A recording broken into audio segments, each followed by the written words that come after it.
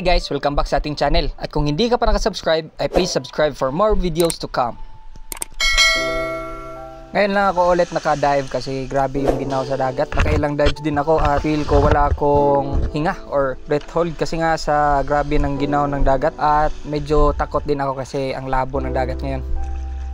Shoutout nga pala kay Mark Paipa, Pakans TV Vlog na taga Mambaling, at may nag-ask na ano yung rubber na gamit ko. Ito po ay Spear 8 rubber na 14mm from Spearman's Gear. At shoutout kay Chona Pulgo from Toledo, nag-ask na tagasan daw ako. So secret na yan. May new subscriber pala tayo na nagtanong kung ano yung camera na gamit natin. So yung camera na gamit ko pala is GoPro Hero 4 11 Black. 1 year na rin ko tong ginagamit and it's working very well. Sorry po talaga na matagal din akong naka-upload kasi habang masama yung panahon, gumagawa din ako ng mga pana. Kasi wala pa tayong sahod dito sa YouTube, kaya nagawa ko para maka-extra income pang other adventures. Kaya di ako naka-shoutout nung mga ilang videos ko, sobrang busy. So ito na nga yung first dive ko. Grabe ang labo pa rin ng dagat. In-enhance ko na lang yung video para makita pa yung malayo. At yun, may nakita tayo ikak grouper. Kinuha ko na agad para pang ulam na. Tawag namin dito sa amin pugalo or pugaw sa Cebu, pero medyo malaki lang to, goods na pang prito.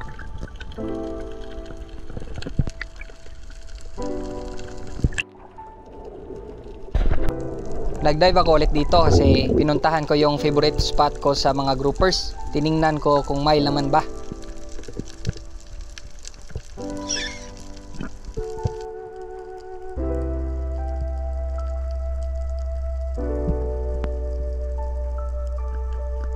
Nagamit tayo ng flashlight para makita natin yung loob.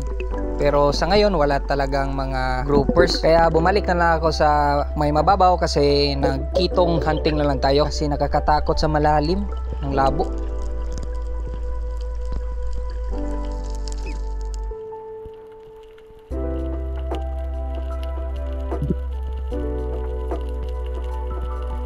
So nag-ambush ako dito sa may mababaw lang at maghintay ng mga kitong or ano bang pwede nating tirahin na pwede nating pangdagdag sa ating isda.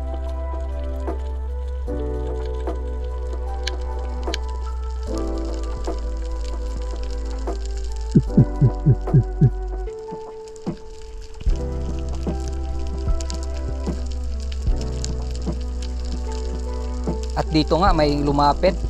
Hinintay ko yung malaki, tapos pagtira ko, di ko natamaan. May in-adjust kasi ako sa flopper ko, medyo nasubrahan kaya tuwing tumitira ko, pataas yung tira. Kaya in-adjust ko na pag uwi ko sa bahay. Pero sa ngayon, dami kong di natamaan. Sayang sa isda kasi nabubulabog lang. Baka sa susunod, di nalalapit.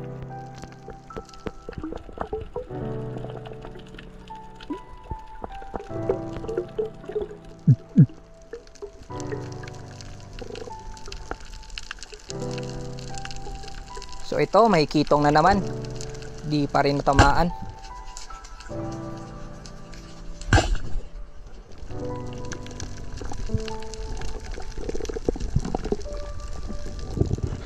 Another dive. Ambush ulit kasi baka may mga needlefish or balo sa may paligid lang.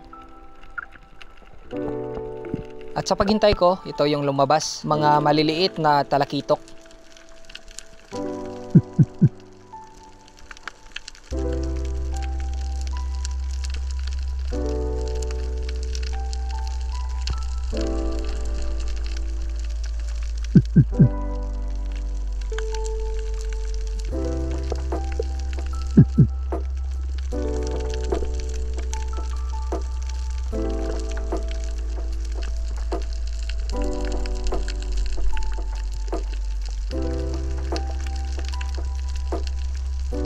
Walang ibang lumapit kaya tinira ko na yung mas malaki sa kanila, pero di ko pa rin natamaan.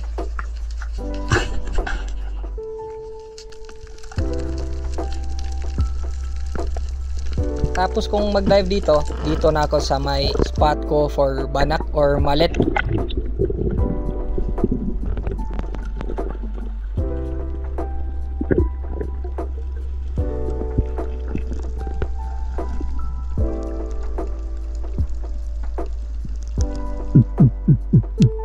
Ang pag-attract ko dito ay fish ko lang at konting scratching, Kung nasa paligid lang sila, lalapit talaga yan.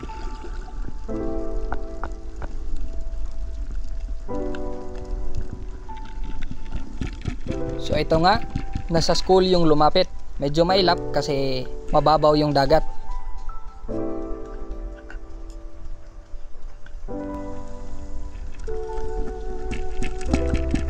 Di na sila bumalik kaya doon na ako sa may unahan.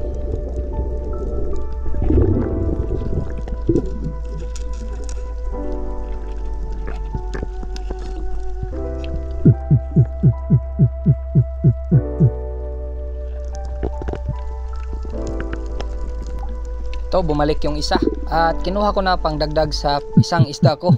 Buti na lang may pangulam kaysa zero.